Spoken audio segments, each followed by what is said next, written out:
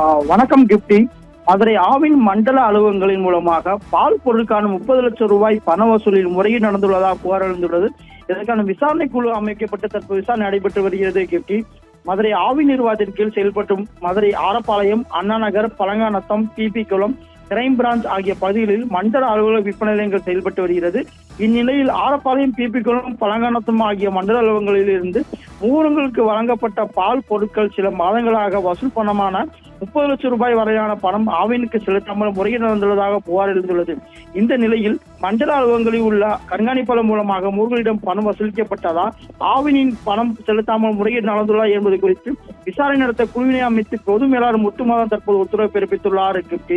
பால் பொருட்களான பணத்தை வசூலிக்கப்பட்ட நிலையில் ஆவி நிர்வாகத்திற்கு செலுத்தவில்லை என புகார் எழுந்த நிலையில் 30 லட்சம் ரூபாய் வரை பணம் வசூலிக்கப்பட்டதாக புகார் கூறப்பட்டு வருகிறது. இது மண்டல அலுவலகம் கண்காணிப்பாளர் விசாரணை குழு தற்போது விசாரணை நடத்தி வருகின்றனர்.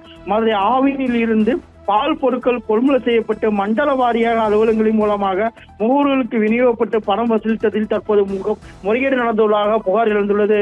இது தொடர்பாக தற்போது விசாரணை குழு அமைக்கப்பட்டு தற்போது விசாரணை நடைபெற்று வருகிறது. இந்த விசாரணை இறுதிதான் தெரியும். இந்த 30 லட்சம் ரூபாய் முறைகேடு என்பது யார் கையாள செய்யப்பட்டுள்ளார், யார் குற்றம் சாட்டப்படுவார் என்பது தெரிய வரும்.